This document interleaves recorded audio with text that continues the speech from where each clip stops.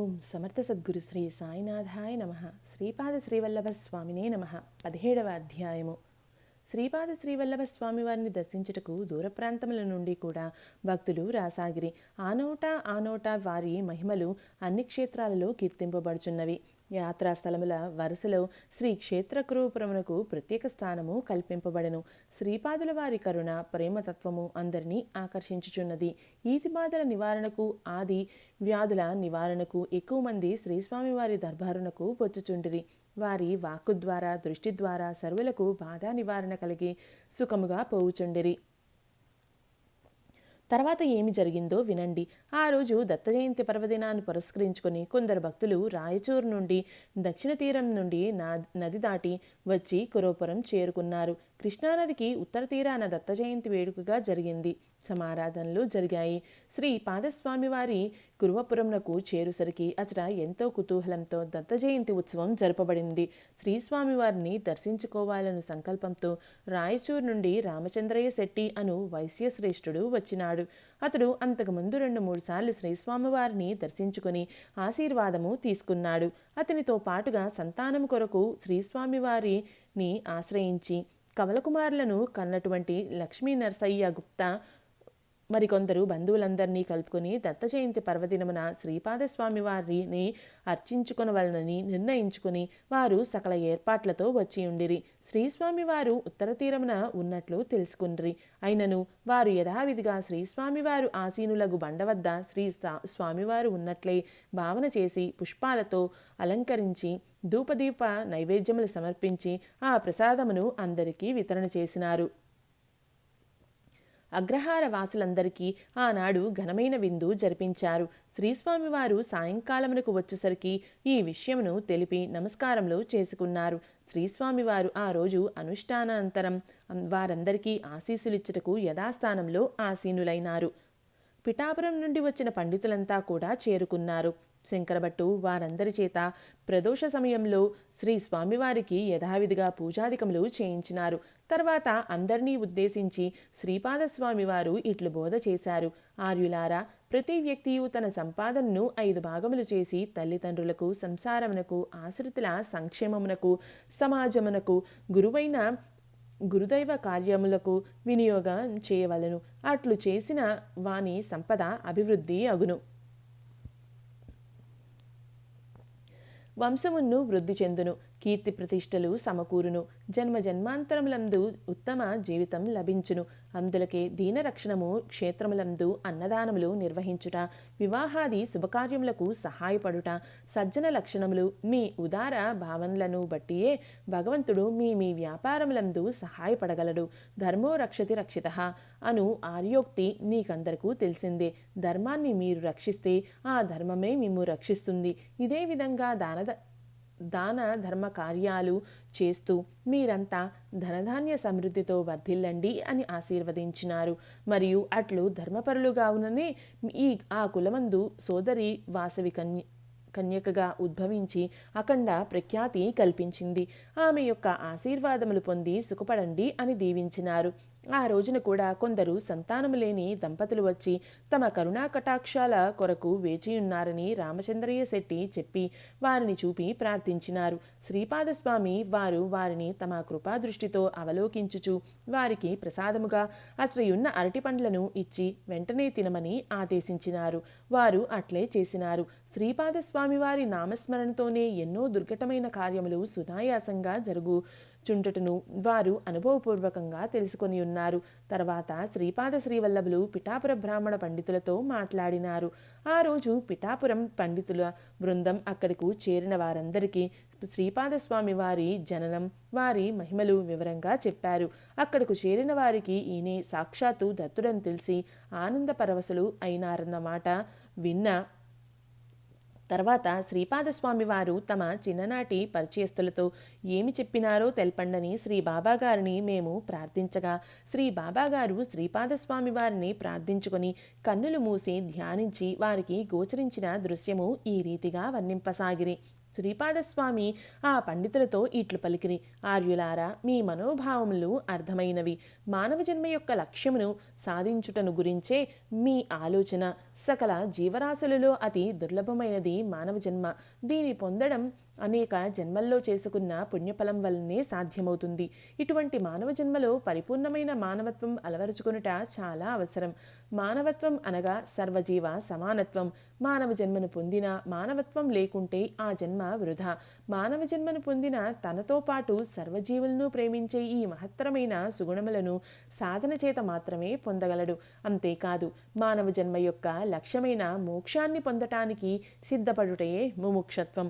సాధన చేత, ప్రయత్నం చేత, జన్మ జన్మాంతర పుణ్యఫలం చేత మాత్రమే ముముక్షత్వం పొంది లక్ష్య సాధనలో మానవుడు పురోగమించుతాడు. దీనినే శ్రీమద్ శంకరాచార్యులు వారు ఇలా ప్రబోధించారు. మానవ జన్మ ఎత్తుటయు ముముక్షత్వం పొందుటయు దాని లక్ష్య సిద్ధికై మహాపురుషులను ఆశ్రయించుటయు భగవదనుగ్రహం వలన కానీ లభించదు అని నుడివడియున్నారు. మనిషిగా జన్మించగానే సరిపోదు, మానవత్వంతో మెలగాలి. అప్పుడే సదాచారణతో సాధన చేయగలుగుతారు. అలా మోక్షగామి అయిన వ్యక్తి స్త్రీ గాని పురుషుడు గాని పురుషార్థ సాధన చేత పురుషుడు అనిపించుకుంటారు. తత్వ జిజ్ఞాసులై మహాపురుషులను చేరి ఉపదేశములను పొంది పరతత్వ అన్వేషణ చేసి బ్రహ్మమును తెలుసుకునే ప్రయత్నం చేసే ప్రతివాడు బ్రాహ్మణత్వమును పొందుతాడు. మానవ జన్మయే మోక్షద్వారం. మహాత్ముల సాంగత్యంలో సందేహాలన్నీ విచ్ఛేదం అవుతాయి. అప్పటి వరకు తనకున్న సమస్త జ్ఞానమును పక్కకు నెట్టివేయాలి. అనగా శాస్త్రజ్ఞానము, లౌకిక జ్ఞానము మొదలుగున్నవన్నీ అచట పనికిరానివే. స్వానుభవ జ్ఞానమే శుద్ధ జ్ఞానమని తెలుస్తుంది. జన్మ పరంపరగా క్రమంగా ముక్తిని పొందాలి అంటే 100,000 కోట్ల జన్మలు పడతాయి. కానీ శ్రద్ధ, ఓర్పు, పట్టుదల గలవాడు ఒకే జన్మలో మహాపురుషులను సమాశ్రయించి సేవించి మోక్షాన్ని పొందవచ్చు. అందుకనే మనిషి పుట్టియు మానవత్వం లేనివాడు పశుప్రాయుడనియు జీవించియు చనిపోయినవాడనియు తెలియవలను.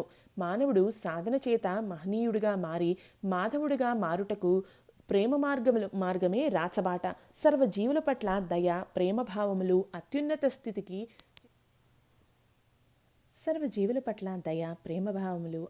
స్థితికి చేర్చు సోపానములు. ఆర్యులారా, భగవానుడున్ను యోగులున్ను పరమ ప్రేమస్వరూపులు. కావుననే వారి దృష్టిలో గుణము దోషము రెండుగా గోచరించవు, అంతయు గుణముగానే కనిపించును. సాధకులైన వారు ముందుగా వారి వారి దృష్టికోణములను మార్చుకున్నచో ఈ ప్రపంచమందు సాధన చక్కగా సాగును. ఇది ఏ సర్వవేదసారమై ఉన్నది అని మానవ జన్మ లక్ష్యమును శ్రీపాదస్వామి వారు ఆ పండితులకు బోధించిరి. పండితులందరూ బోధనామృత లహరిలో చిలకాలాడుచు ఆ దివ్యసుందర స్వరూపిని దర్శించుచు ఆనంద పారవస్యంతో మునిగి నిశ్చేష్టులై ఉండిరి. శ్రీ స్వామివారు ప్రబోధమును ఆపిన కొద్ది క్షణముల తదుపరి వారు మామూలు స్థితికి వచ్చిరి. అందరూ ముక్తకంఠముతో ఒక్కసారిగా సద్గురుదేవునికి జయము జయము జయము అని ఎలుగెత్తి జయ జయనాదములు చేసిరి.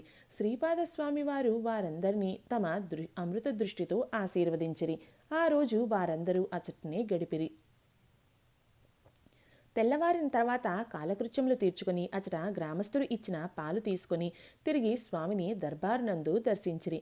శ్రీస్వామి పండితులతో ఇట్లు పలికిరి. ధార్మికులారా, వేద పండితులారా, అమితమైన శ్రమల కోర్చి తామెల్లరూ తీర్థయాత్రలు చేయుచు ఇచటకు చేరి ధన్యత పొందినారు. ఈ ప్రదేశం అత్యంత పుణ్యప్రదమైనది. ఎందరో తాపసులు తపోభూమి ఇది. నది మధ్య మందున్న కురువపురం యొక్క మహత్యమును వర్ణింపనాదిశేషునికైనను అలవి కానిది. కోట్ల సంవత్సరాలు ఈ కృష్ణమ్మ తల్లి ఒడిలో ఉన్న అతి సుందరమైన ప్రశాంతమైన తపోభూమి.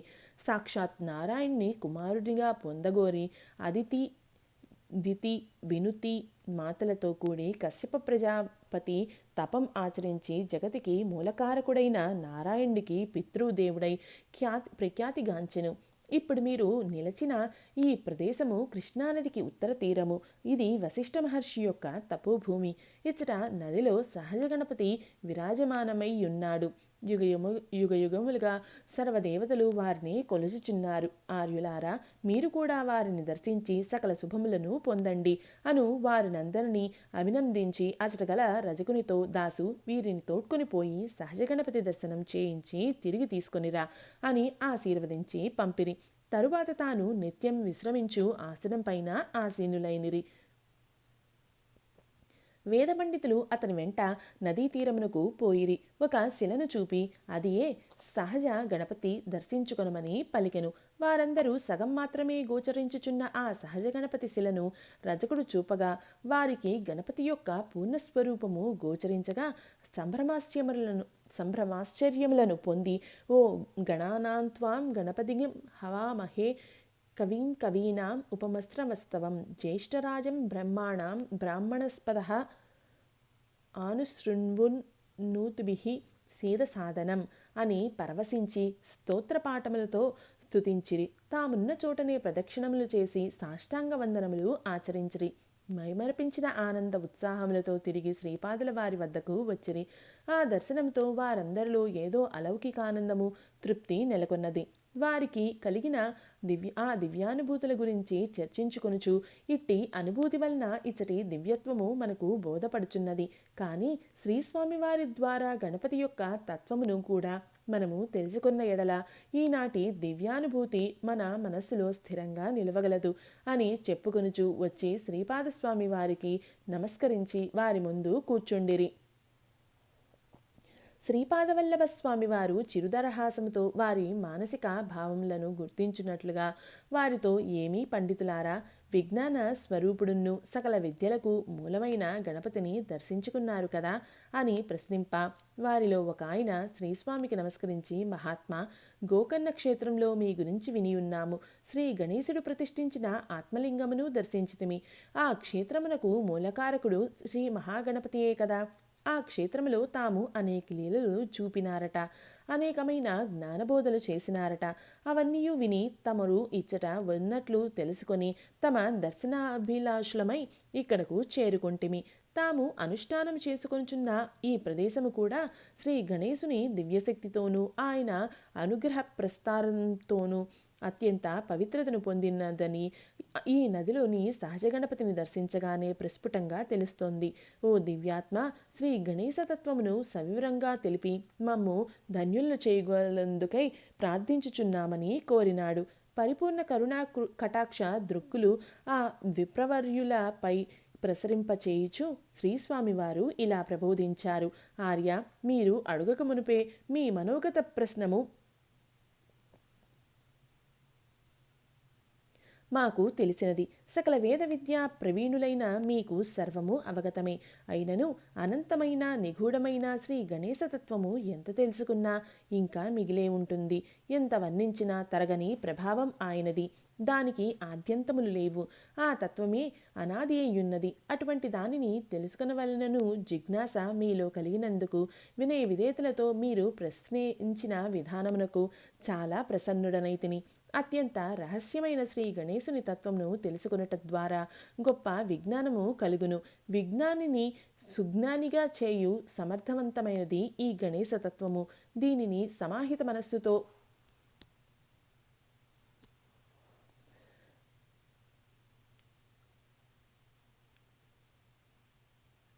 ఏకాగ్రతతో చిత్తశుద్ధితో శ్రవణం చేయండి అని శ్రీస్వామివారు ఈ విధంగా చెప్పదొడంగిరి. తొలుతగా శ్రీ స్వామివారు చేతులు జోడించి, ఓం గం గణపతయే నమః, ఓం నమో వ్రాతపతయే గణపతయే నమః, ప్రమదపతయే నమః, నమస్తే అస్తు లంబోదరాయ ఏకదంతాయ విఘ్ననాశినే శివసుతాయ వరదమూర్తయే నమః అని స్తుతి ప్రారంభించిన తోడనే పండితులు అందరూ స్వామితో స్వరము కలిపినారు. దివ్యాత్మ స్వరూపులారా, శ్రీ గణేశతత్వమును వేదాంతాలు ఎంతగానో శ్లాఘించియున్నవి. ఈ జగత్తు యొక్క మూలతత్వం గణపతి. మానవ శరీరంలో పంచకర్మేంద్రియములు, పంచ జ్ఞానేంద్రియములు, అంతఃకరణ చతుష్టయము ఉన్నాయి. ఇవన్నీ కలిసి 14. వానికి అధికారము కలిగిన ఏ శక్తులున్నాయో వాటిని చతుర్దశ దేవతలు అంటారు. వీరందరికీ ప్రేరణ కర్త గణేశ్వరుడే. ఇతడే ఓంకార స్వరూపుడు. జగత్తులోని సర్వదేవతా గణములకు అధిపతి. అంతేగాక మానవ శరీరంలోని అన్ని కణములకు అధినాయకుడు ఇతడే. అందుకే వినాయకుడే పేరు కలిగినది. వినాయకుడు అనగా తాను అందరికీ నాయకత్వం వహిస్తాడు. తనను నడిపే నాయకుడు లేనివాడు అనగా తానే సర్వనియామకుడు, నియంత. మానవ శరీరంలో శ్రీ గణేశుని స్థానం మూలాధార చక్రం. మూలాధార క్షేత్రం నందుండు గణపతి గురుస్థానాధిపతిగాను ఓంకార స్వరూపుడుగాను ప్రకాశిస్తూ ఉన్నాడు. మూలాధార చక్రం పృథ్వీ తత్వమయం. ఇది పంచభూతాలలో ప్రథమభూతం. దీనితోనే మన దేహాలు తయారైనవి. పృథ్వీ అనగా మట్టి అని, భూమి అని అర్థం. అజ్ఞానమని కూడా అర్థం ఉంది. ఈ స్థానంలో ఉంటూ శ్రీ గణపతి మానవ మేధస్సులోని 72,72,10,201 భావతరంగములకు ప్రేరకుడుగా ఉన్నాడు.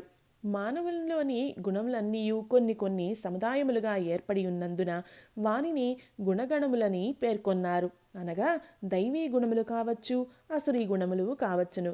అవి ఏవైనా ఆ గుణముల సముదాయాలన్నింటికీ నాయకుడు గణపతియే.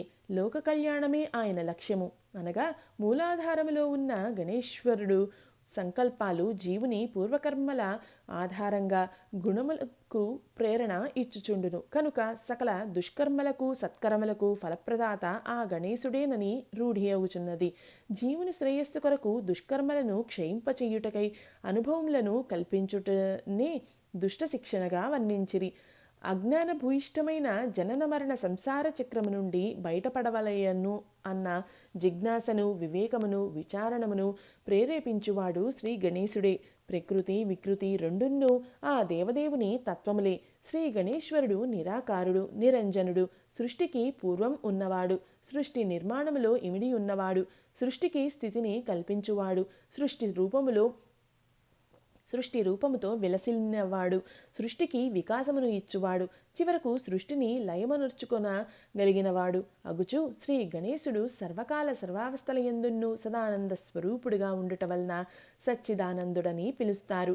సర్వప్రమద గణములు, భూతగణములు, సిద్ధ, సాధ్య, విద్యాధర, చారణ, కిన్నర, కింపురుషాది గణములున్ను, గంధర్వ, యక్ష, రాక్షసాది గణములున్ను శ్రీ గణనాయకుని అధీనంలోనే ఉండును. సకల విద్యలకున్ను ఆయన అధిపతి మరియు గురువు. గణేశునికి కవీం కవీనాం అనే సార్థక నామం ఉన్నది. అనగా ఆయనయే జ్ఞాని, ఆయనయే స్వయంగా కవి. అంతేగాక కవులలోకెల్లా గొప్ప కవి అని భావం. కవులలో కవిత్వ రూపంగా భాసిల్లువాడు అని అర్థం. కవి అనగా చక్కని సృష్టి రచన చేయగల సామర్థ్యం కలవాడు, మనసును రంజింపచేయువాడు, జీవితములను పుణ్యపదంలో నడపగలవాడు, పాపములను ప్రక్షాళన చేయగలవాడు, తద్వారా జీవుని ముముక్షువుగా మలచువాడు, అనగా మోక్ష మార్గం వైపు ప్రయాణింపచేయువాడు. ప్రకృతిని చూచి పరవశించే జీవునికి దాని వికృతిని తెలియచేసి తద్వారా ముముక్షత్వానికి అధికారిని చేస్తాడు. ప్రకృతి సిద్ధమైన ఈ దేహాన్ని ధరించిన జీవుడు మోహంలో పడి ఈ దేహమే తానని భ్రమలో జీవితాన్ని వృధా చేసుకుంటాడు. అటువంటప్పుడు సద్గురుని రూపంలో దేహం యొక్క వికారాలను వికృతంగా ఎదుర్కొనవలసిన భవిష్యత్తుని తెలియచెప్పి దేహభ్రాంతిని వదిలించి మోక్ష మార్గం చూపువాడు గణేశ్వరుడే. అనగా సద్గురుని బోధలను శ్రద్ధతో ఆలకించాలన్నా శ్రీ గణేశ్వరుని అనుగ్రహం కావాలి. ఎందుకంటే బుద్ధిని ప్రచోదనం చేయువాడు, దానికి అధినాయకుడు కూడా గణపతియే. అజ్ఞానంతో ఉన్న శిష్యునిలో సద్బుద్ధిని ప్రేరేపించితేనే సద్గురుడు బోధించేది జ్ఞానప్రకాశంతో బుద్ధిగుహలోని చీకటి పూర్తిగా తొలగింపబడుతుంది. కావున జ్ఞాన విజ్ఞాన సుజ్ఞానములను ప్రబోధించేవాడున్ను తద్వారా ప్రభావితమయ్యేవాడున్ను గణపతి యొక్క అనుగ్రహం కలిగితేనే ధన్యులవుతారు. తత్వమసి అహం బ్రహ్మాస్మి, ప్రజ్ఞానం బ్రహ్మ, అయమాత్మ బ్రహ్మ అను వాక్యములకు పూర్ణ మహాస్వరూపము అర్థము శ్రీ గణపతియే. ఆత్మజ్ఞానం లభించాలి అంటే ఆ దేవుని కరుణ తప్పక లభించాలి. గురుదేవుని యందు విశ్వరూప తత్వముగా దాగియున్న గణేశుని గుర్తించి భక్తియుక్తంగా సేవించిన శిష్యునికి ఈ తత్వం పూర్తిగా అవగతం కాగలదు.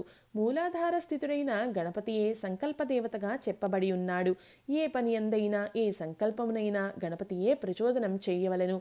ఇది తెలుసుకుంటే మొత్తం శరీరానికి ఆయనే అధికారి కాబట్టి ఆయన ఓంకార స్వరూపుడు.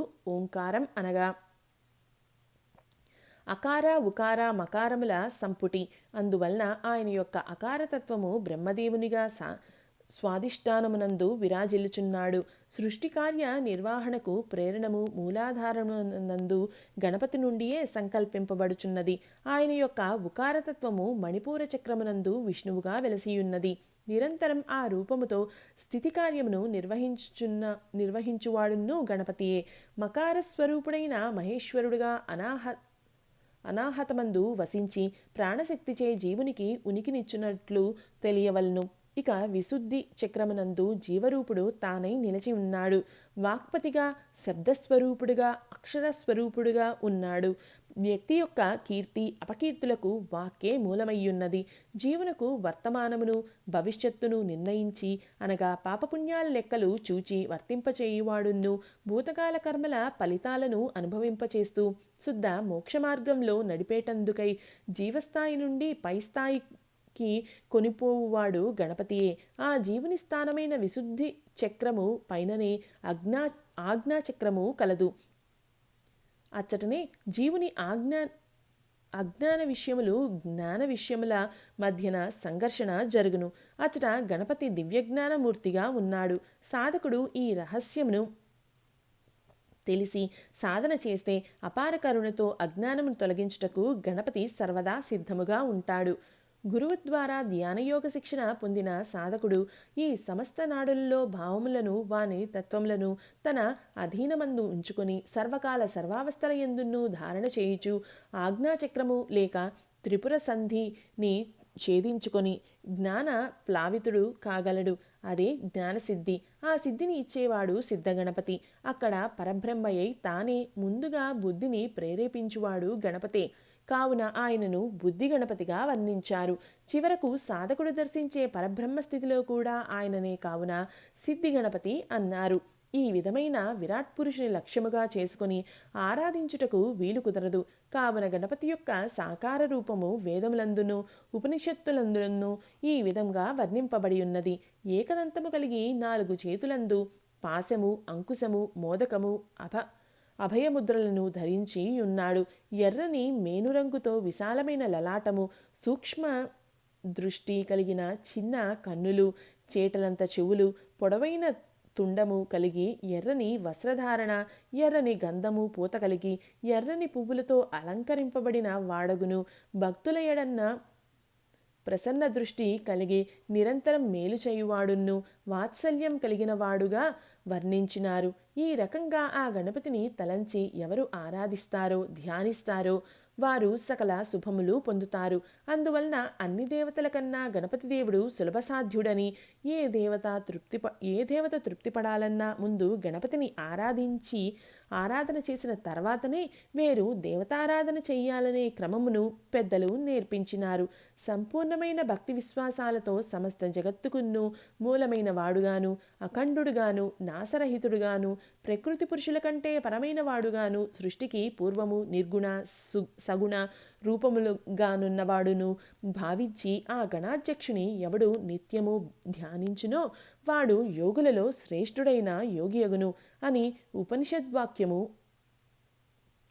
అని ఆ తత్వ వివరమును తెలిపినారు.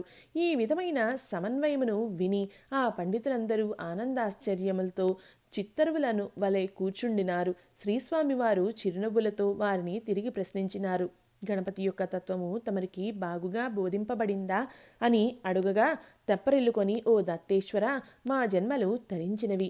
నిన్ను కన్నవారు ధన్యులు. ఈ నేల ధన్యము. మా అదృష్టం వశమున ఇక్కడకు చేరుకొని దత్త జయంతి రోజు నీ ఉత్సవము దర్శించుకుంటిమి. ఇక్కడ ప్రతిరోజు నిన్ను దర్శించుకొనివారు ఎంత పుణ్యాత్ములో. నీవు క్షేత్రములన్నీ తిరిగి తిరిగి ఈ క్షేత్రమున నెలకొని ఉన్నావు. నీవు నివసించు కారణమున ఈ క్షేత్రమహిమ మరింత ఇనుమడింపగలదని స్తోత్రించారు. ఆ తర్వాత శ్రీ స్వామివారికి భిక్ష సమర్పించి తామున్ను భుజించి వారు తమ తర్వాత యాత్ర కొనసాగించినారు అని శ్రీ బాబాగారు తెలిపిరి. వేదాధ్యయనము అధ్యాపనములు వేరు, వేదార్థ పరిశోధనము వేరు, యోగము యోగ రహస్యములు వేరు. ఎవరు ఏ విద్యయందు పరిశోధన చేసి పారమును చేరుదురో వారే దానిని బోధించడానికి అర్హులు. శ్రీస్వామి యోగేశ్వరేశ్వరుడు. కాబట్టి యోగరహస్యములను గోరుముద్దలు తినిపించినట్లుగా పండితులకు బోధించారని శ్రీ బాబాగారు చెప్పి ఈ విషయాలు పండితులు గ్రహించుకున్నారు. కానీ మామూలు వారికి అంతగా మనసుకు పట్టవు అని కొన్ని క్షణాలు ఆగి మీకు కూడా అంతేగా అని అందరినీ నవ్వించారు. ఓర్పుగా ఉండాలి, సమన్వయం పాటించాలి. ఈ క్షేత్రంలో ఉన్న మీ గృహంలో ఉన్న సత్సంగము లేక సద్గ్రంథ పారాయణ నామస్మరణ చేస్తూ ఉంటేనే గురుకృపకు పాత్రులవుతారు అని శ్రీ బాబాగారు సభ్యులందరికీ బోధించారు. నిజమే, వారి స్థాయిని అర్థం చేసుకునే శక్తి అందరికీ ఉండదు. కానీ వినగా వినగా రజకుడైన రవిదాసుకు లభించినట్లు కొంత జ్ఞానం మనకు కూడా లభించగలదు. కానీ శ్రద్ధగా శ్రవణం చేయాలి. ఇనుము సూదంటురాయిగా మారినట్లు రాపిడి పెట్టగా పెట్టగా మనము మారగలమేమో. ప్రయత్నించి చూడండి. శ్రీపాద శరణం మమ. ఇది 17వ అధ్యాయం సంపూర్ణం. ఓం సమర్థ సద్గురు శ్రీ సాయినాథాయ నమః. శ్రీపాద శ్రీవల్లభ స్వామినే నమః.